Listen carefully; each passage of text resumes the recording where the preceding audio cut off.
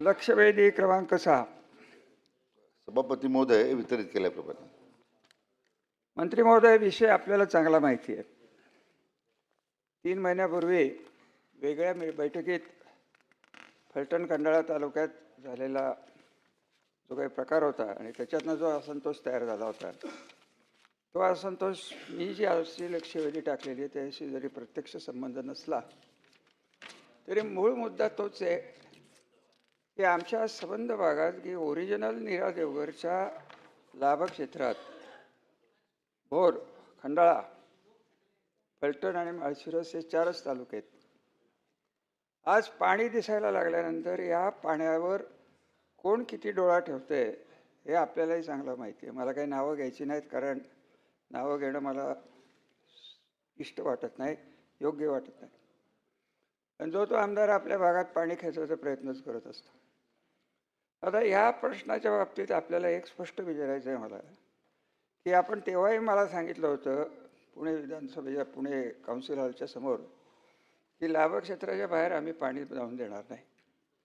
आपण म्हणाल की बाबा हे कशासाठी तुम्ही हे लक्षवेधी उकरलेली आहे. त्याचं कारण असं आहे की साहेब, रेकॉर्डवर ही चीज राहायला पाहिजे की 4 TMC पाणी हे जे बचत झालेलं आहे ते पाईपलाईनची एकट्याची बचत नाही आहे.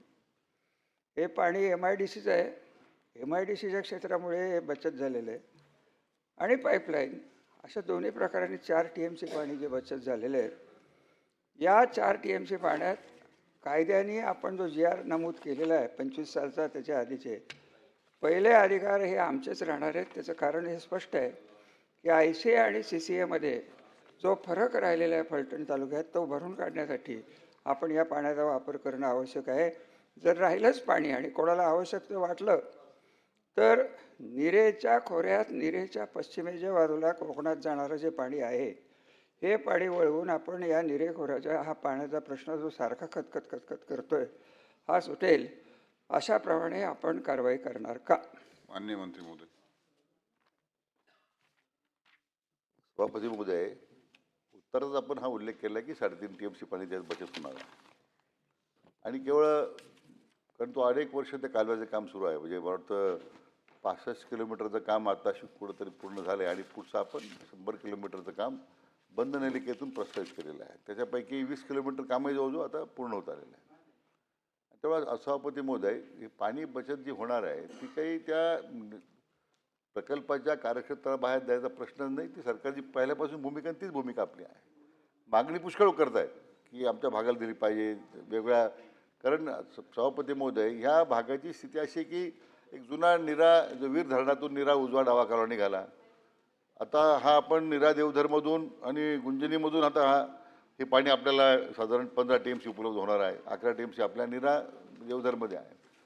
आणि मग अध्यक्ष सभापती महोदय, त्याच्यामध्ये एक प्रामुख्यानं त्या कॅनॉलचं संपूर्ण लाईनिंग करण्याचा आपण आता निर्णय करतोय. म्हणजे जी नाही 65 किलोमीटरचं जे आहे त्यातूनही पुष्कळ पाणी वाचेल आपल्याला आणि बंद नलिकेतून तर आणखी पाणी मिळणारच आहे. त्यामुळे आपली जी मागणी आहे सभापती महोदय, सन्मान्य ज्येष्ठ सदस्य रामराजे निंबाळकर साहेबांची, ती निश्चितपणे त्यामध्ये सरकारची कुठेही भूमिकेत बदल नाही आहे. ती पाणी उपलब्ध करून देण्यासंदर्भात कार्यवाही सुरूच आहे. दुसरा जो मुद्दा आपण जे म्हटला की जो MRDP जो कार्यक्रम आपण घेतोय, हे जे पुराचं अतिरिक्त पाणी जे वाहून जातं आहे कृष्णा खोऱ्यामध्ये, ते आपण आता सभापती महोदय त्या प्रकल्पाला मान्यता दिलेली आहे आणि जागतिक बँकेने निधी जवळ 4,000 कोटी उपलब्ध करून द्यायचं मान्य केलेलं आहे आणि ते आपण आता निरा खोऱ्यामध्येच पाणी आणतोय आपण. त्यामुळे मला वाटत नाही की सभापती महोदय की पाण्याची कुठं त्या ठिकाणी आवश्यकता अतिरिक्त पाणी त्या खोऱ्यातला अन्य ठिकाणी वळवण्याचं, निरेमधून पाणी देण्याचं असं कुठलंही प्रयोजन सरकारमध्ये नाही आहे. हे असं आहे साहेब, आपलं म्हणणं मला मान्य आहे, परंतु विषय असा आहे की कानावर असं येते की काही जबाबदार लोकप्रतिनिधींनी याच्याकडे मागणी केलेली आहे. आता मागणी केली आहे, मी जबाबदार म्हणण्यापेक्षा ताकदवान लोकप्रतिनिधींची मागणी इथं आहे. आणि प्रश्न असा आहे की इरिगेशन खातं सांभाळत असताना लाभक्षेत्र सांभाळणं महत्त्वाचं आहे का लोकसभेचा मतदारसंघ सांभाळणं महत्त्वाचं आहे? मला काय राजकारणात पडायचं नाही, विकेत साहेब, आपल्याला चांगलं तिथं काय चाललंय माहिती.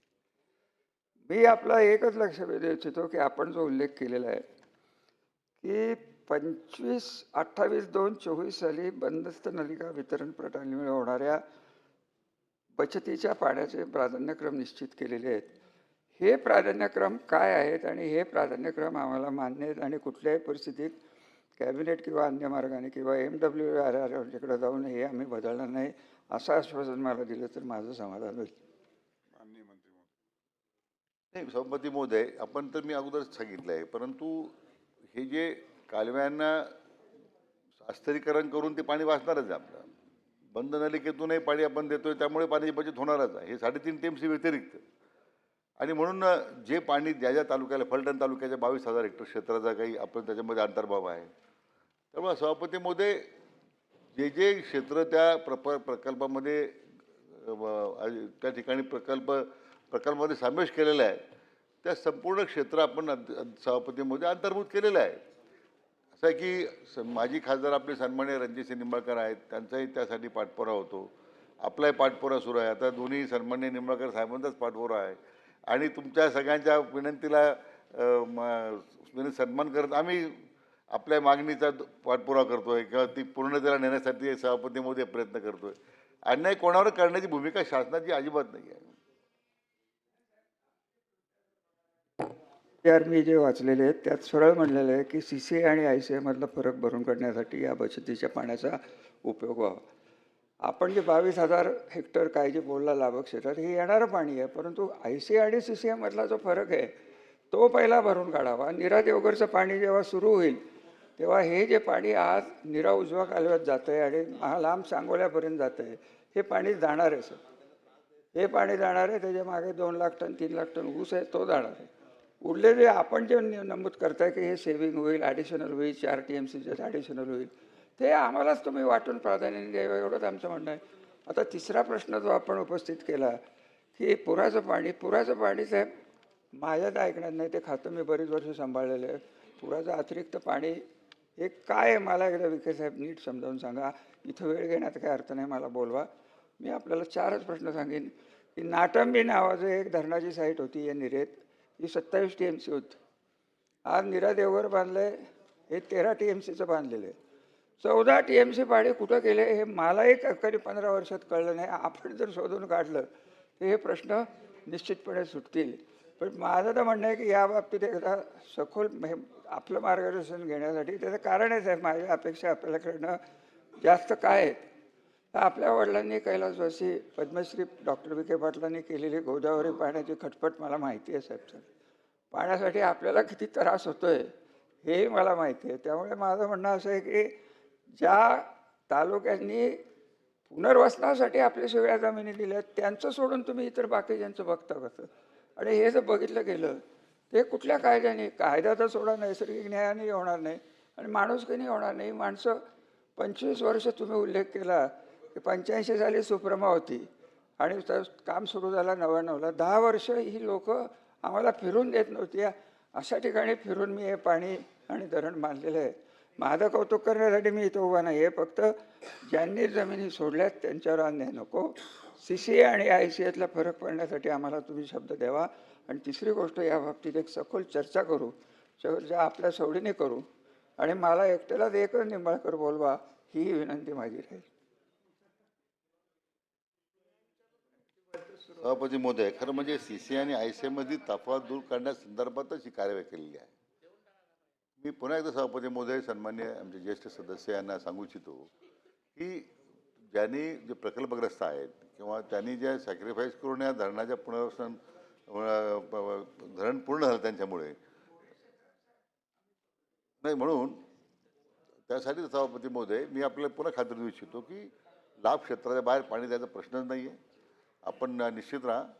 शेवटी या संपूर्ण धरणांच्या प्रक्रियेमध्ये जे काही बुडी क्षेत्रातलं क्षेत्र आहे, ज्या शेतकऱ्यांनी त्यासाठी योगदान दिलेलं आहे किंवा ज्या भागाला पाणी द्यायचं आहे त्या लोकांच्या काय भावना आहेत आणि आपल्याला कल्पना आहे की आपण त्याच संघर्षातून पुढे आलेली माणसं आहोत आणि म्हणून कुठे अन्याय करण्याची भूमिका नाही. तरी सभापती महोदय, सन्मान्य सदस्यांनी जी मागणी केलेली आहे या अधिवेशनाच्या नंतर एक स्वतंत्र बैठक मी बोलावतो, मी आपल्याला निमंत्रित करतोय.